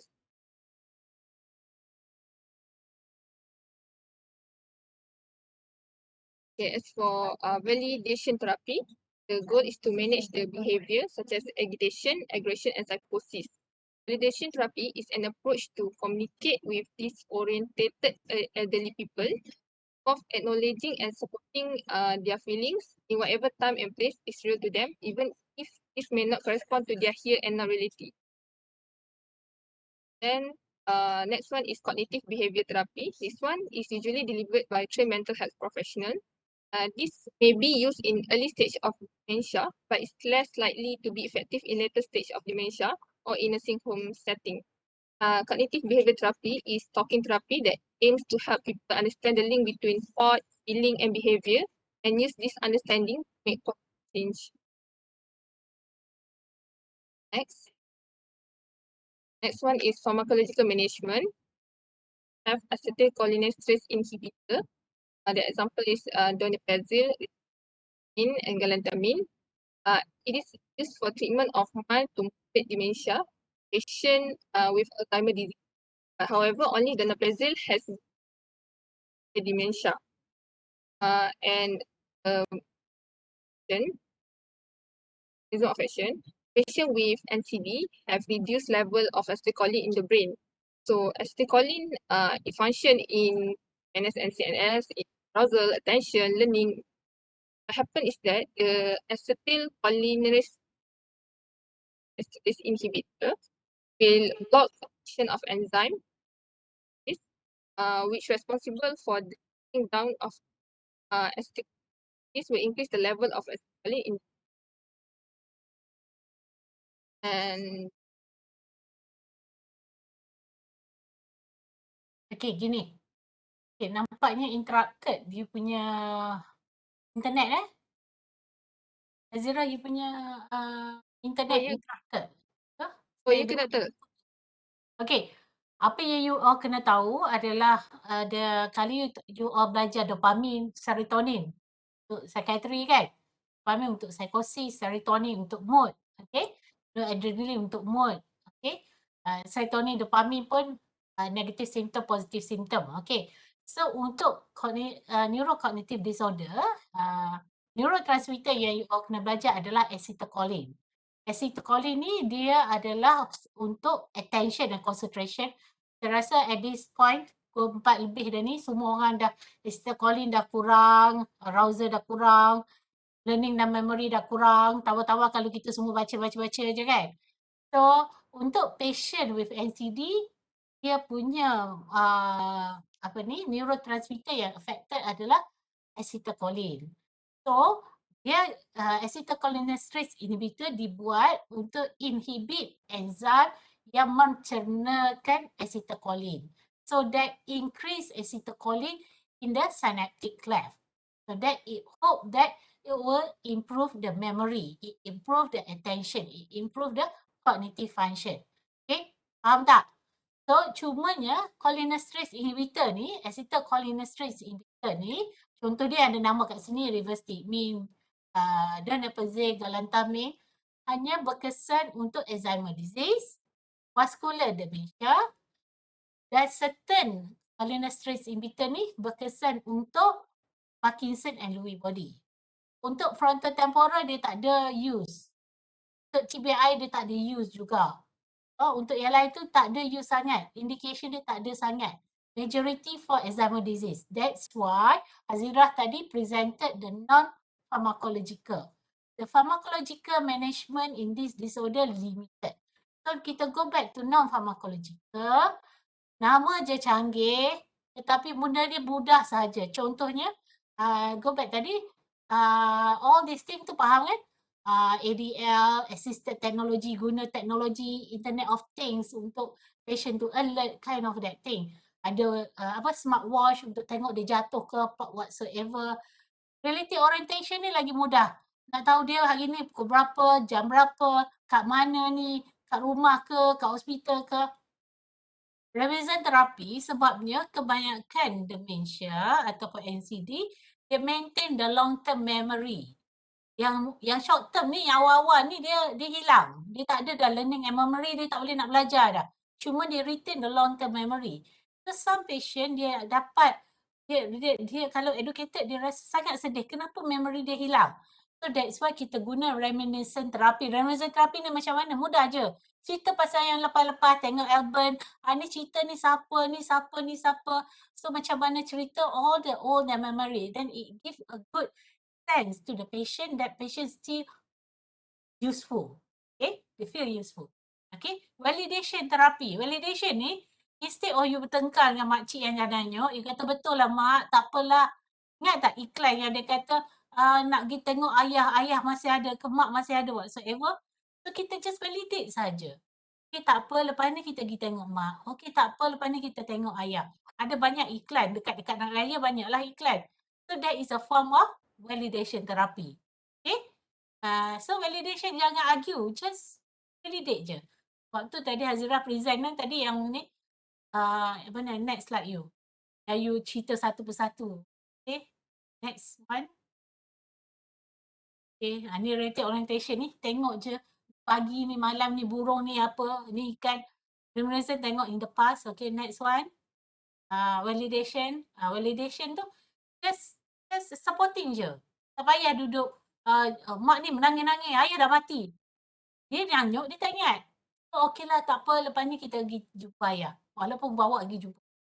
Okay, faham tak? So, validation therapy and CBT usually biasanya enlisted. Sekarang ni dia tak berapa faham dah buat sangat CBT. Next one. Now you go to pharmacological. Saya ni dah cerita cholinesterase inhibitor, the role of acetylcholine. Next one. Okay, so ni dia cerita. Okay, satu lagi. Selain pada acetylcholine, kita ada memantine. Saya hijack lah, Azirah. Sebab saya rasa you punya suara interrupted. Suara saya interrupted ke? Tak doktor. Okay, so yang ni tak azan. Okay, lepas ni rumah saya akan azan ni. Yang ni sebab dia ada behavior and psychotic symptom. So, memantine dibuat. Memantine adalah NMDA receptor antagonist. Dia act as dekat transmitter of glutamate. Glutamate ni yang menyebabkan psychotic, yang menyebabkan behavioral problem. So, nanti you baca all that things sebab saya rasa nanti lepas ni rumah saya nak azan. Okay, next one. Okay.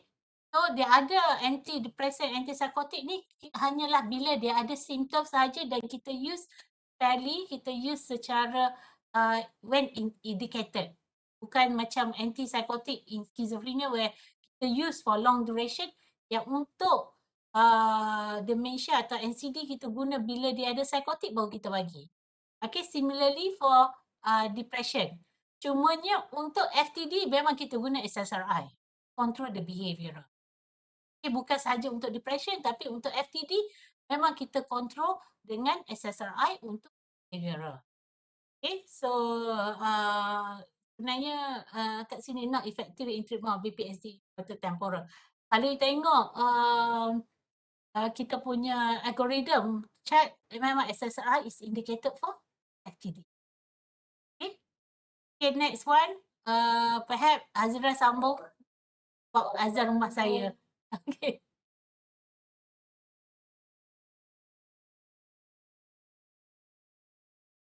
Actually, dekat previous slide, formulator management dekat Memantine tu. Dengar ke? This one. Acetylcholine inhibitor or Memantine can be used in vascular dementia. Then Sigmin, Benpezil is used in dementia with Lewy body and Parkinson. Yang last kali tu just macam summary of the management.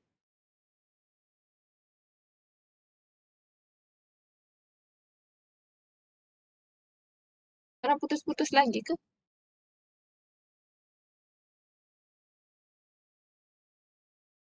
Continue Azira. Oh, dah tu je tak tu? Ke yang this one? Go to the algorithm. Saya nak tunggu habis azan dulu kejap Okay, you tengok dulu nanti saya komen.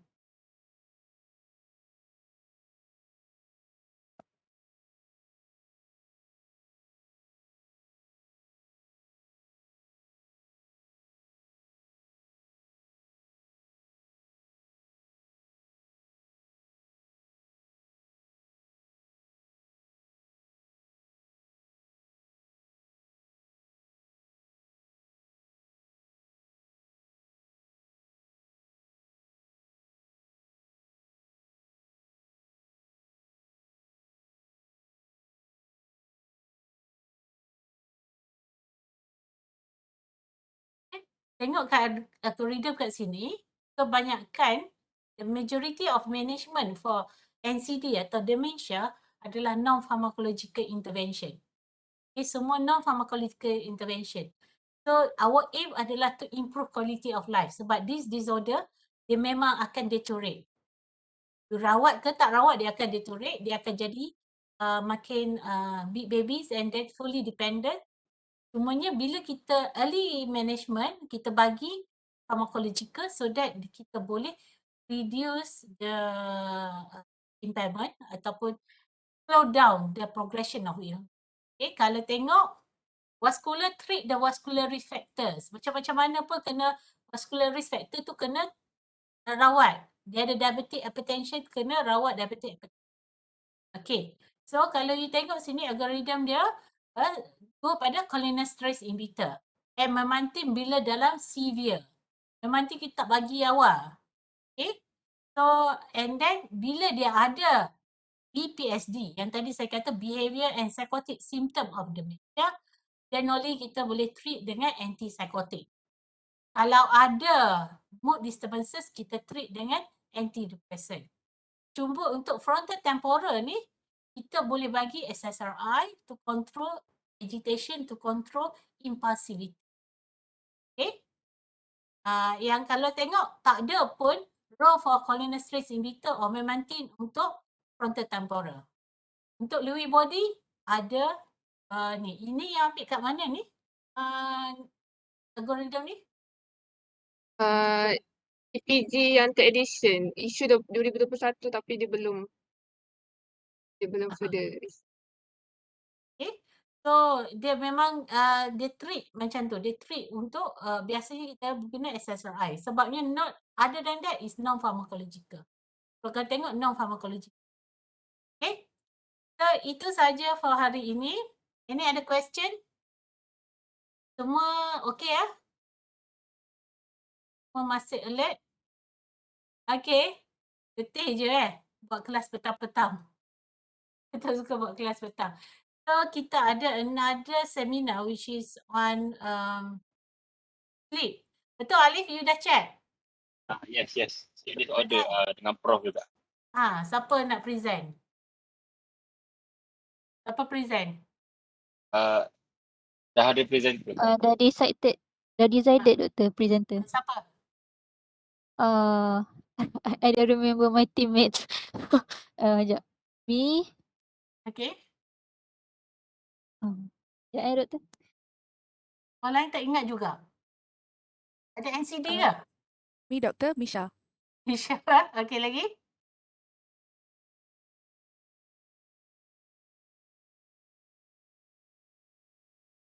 Bila? Bila schedule? Alif bila? Schedule-nya Seminar Week- sleep week. Week 6, 15 of November. 15 bulan 11. 15-11 Okay. Hari Isnin. Tak Cuti. cuti. Tak cuti Cuti. kan? Tak 11-11 cuti. kita cuti kan? 11-11 cuti kan? Banyak cuti. 11 cuti. Khamis. 11-11 cuti kan? Okay. So Isnin? Oh, 11.30. Seminar Okay. 11, sleep wake disorder. 11 lah buat. 10:30 tak apa. Okay. Kalau tak ada benda lain kita buat awal sikit. Dekat Prof lunch nak hour. for presenter juga ke Prof? Ha? Prof nak for presenters juga kan? Present case. Presenter. Prof nak tempat presenter juga kan? Apa presenter? Sebab patutnya ada Dia 4 buat- presenter. Tapi 2 orang yang international student tu keluar. Jadi salah seorang tu present Prof punya seminar patutnya. Tiga. So we tinggal 3 presenter. Hadap je lah 3 orang ni. Buat je lah. Pandai-pandai lah bagi-bagikan. Sebab dia Okay, topiknya Doktor. panjang. Tak ada masalah. Okay. Semuanya kita ada CBD. Case discussion. Kan? Apa yang buat? Prof Kami punya mentee. Kami Kita juga, orang Prof. Doktor. Anas buat lah kali ni. Including Okay. sama. Semua orang, Prof, 5 orang. Kita dah ada case. Dia orang akan present the case. Semuanya apa yang you belajar hari ni akan be applied masa CBD.